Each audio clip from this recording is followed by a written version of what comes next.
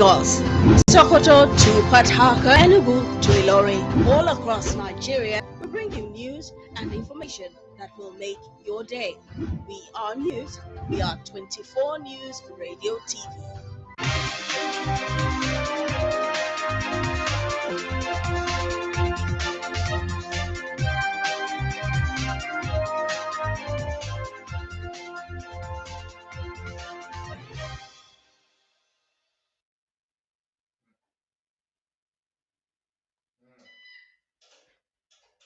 A lovely evening, and thanks for joining us on the news of the morning radio and television. My name is Grace Nwafo. The Nigerian Medical Association (NMA) Ekiti State Chapter has warned that it will participate in a nationwide strike should the federal government fail to address issues arising from a new circular on doctors' allowances.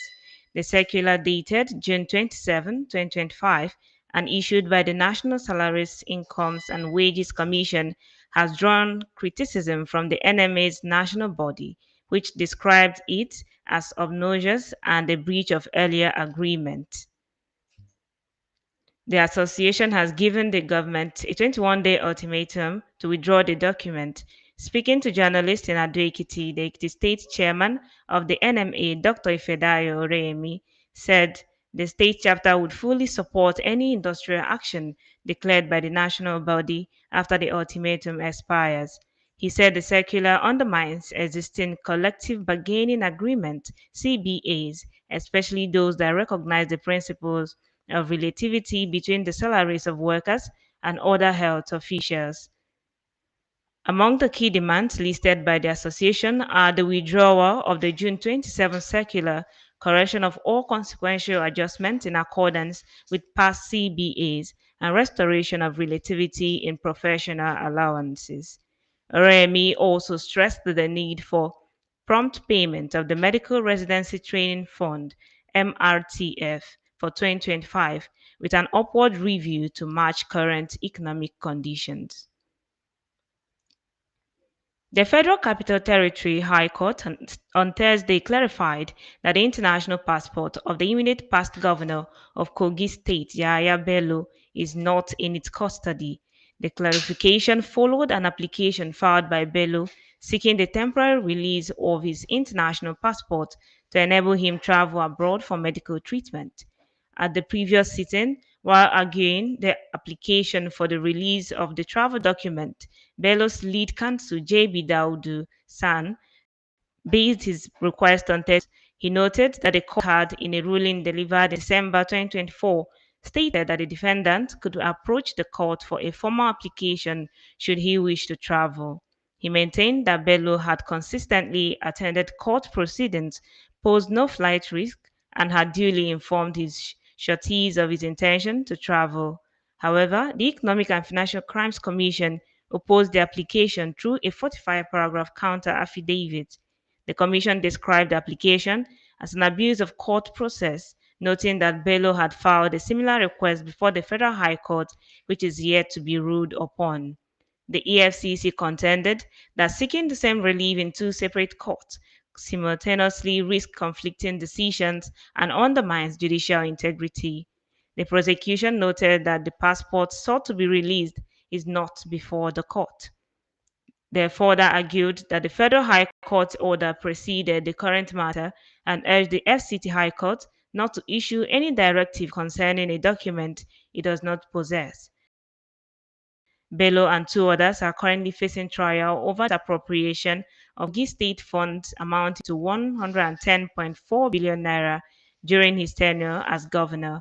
He is also standing trial in a similar case before Justice Emeka Nwite of the Federal High Court in Abuja over alleged fraud amounting to 80.2 billion naira.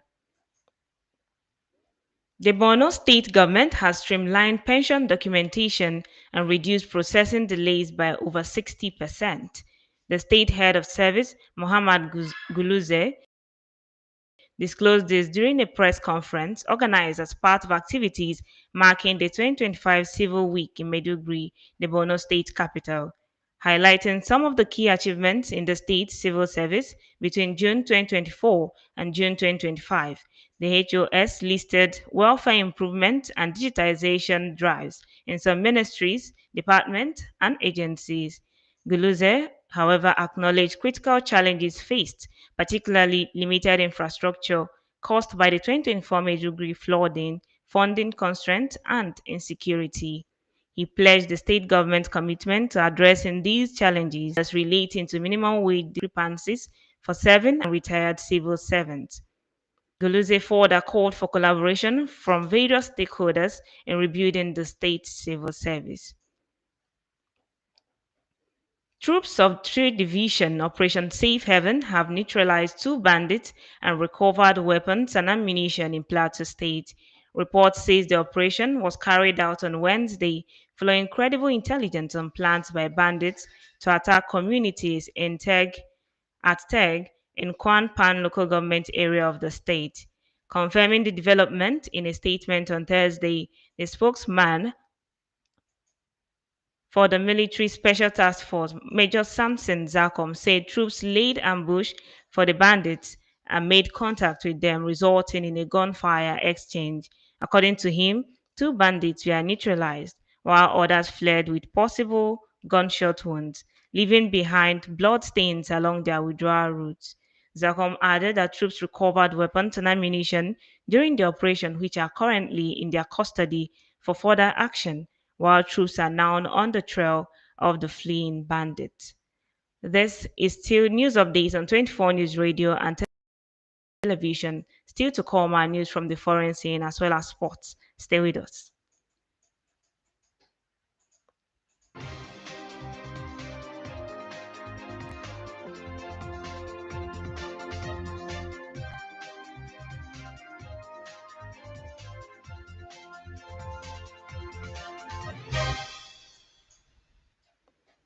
Glad to know that you're still there. If you're just joining us, this is the news update on 24 News Radio and television. Over now to the foreign scene. Cameroonian President Paul Biya has executed a sweeping military reshuffle seen as a strategic move to cement loyalty as he eyes an 8th term in office. The overhaul affects nearly all arms of the military, from the Army to the Air Force and Navy.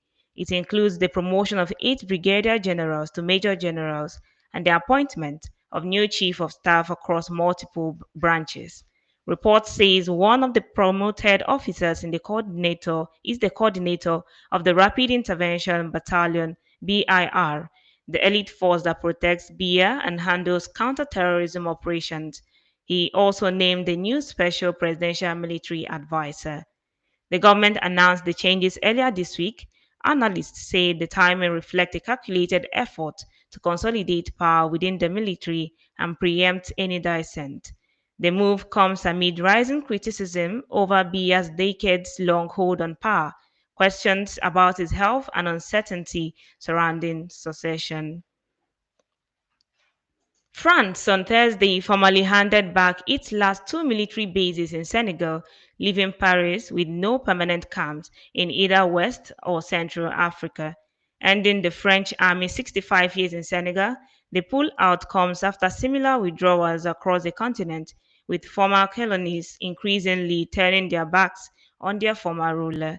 The French withdrawal comes as the Sahel region faces a growing jihadist conflict across Mali, Burkina Faso, and Niger that is threatening Gulf of Guinea nations to the south.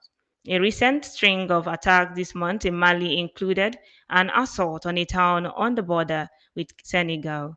Around 350 French soldiers, primarily tasked with conducting joint operations with the Senegalese army, are now leaving, marking the end of a 3-month departure process that began in March.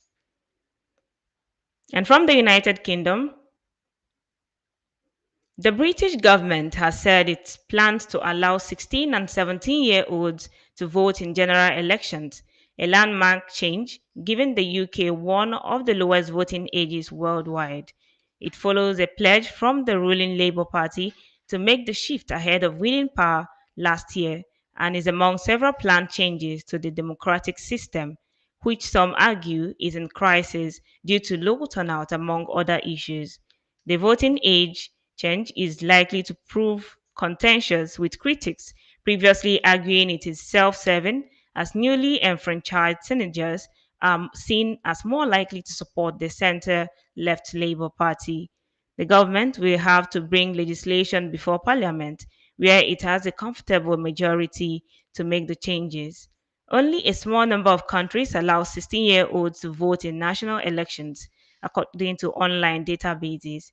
Others, Other planned changes include introducing automated voter registration, which is already used in Australia and Canada, and making UK issued bank cards an acceptable form of ID at polling stations.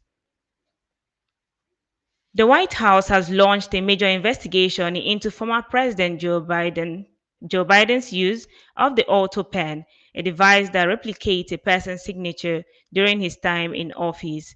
Senior officials told newsmen that the review involves tens of thousands of documents from the National Archives and Records Administration (NARA). The review is led by the White House Counsel's Office alongside the Department of Justice. The focus is on documents, communications, and other materials related to Biden's use of the auto pen for signing official actions. A senior official said they are not ready to share any findings yet. However, they confirmed that NARA has already turned over more than 27,000 documents. The aim is to determine whether Biden's health affected his ability to govern and whether there were proper safeguards around auto pen use. During his presidency, Biden used the auto pen for various official actions, including controversial pardons. And from the world of sports, Zambia women's national team winger Rachel Nachula has boldly declared that the Copper Queens are among Africa's elite teams and capable of conquering any opponent ahead of Friday's WAFCON quarterfinal clash against Nigeria. The winger made it clear that her team harbors no fear of facing the nine-time African champions in their highly anticipated showdown in Casablanca, Morocco. Zambia reached the last eight after finishing second in Group A with 7 points, while Nigeria topped Group B with an identical tally. The encounter will be a rematch of the 2022 bronze medal match where Zambia stunned Nigeria 1-0 to claim their first ever WAFCON medal. Nachula emphasized that our team's mentality remains unshakable going into the crucial tie. Friday's winners will clash either with South Africa or Senegal in the semi-finals. And that is a wrap on the news update on 24 News Radio and Television. Do stay tuned for the rest of the broadcast. My name is Grace Juan. Have a lovely evening.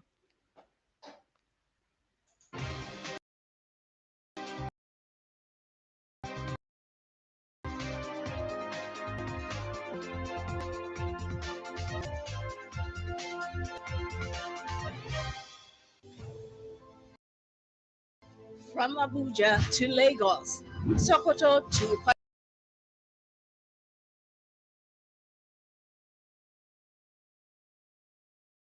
Day.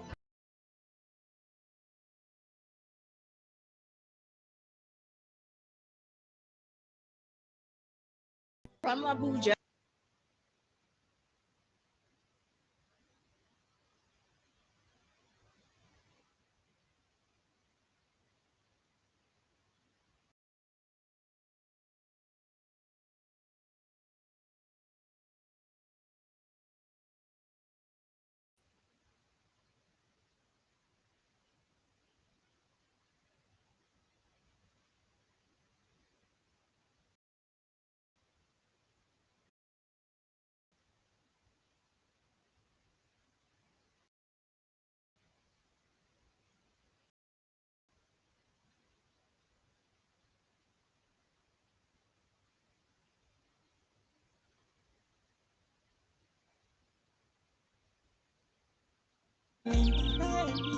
ẹ̀rù ayé ń bà mí o.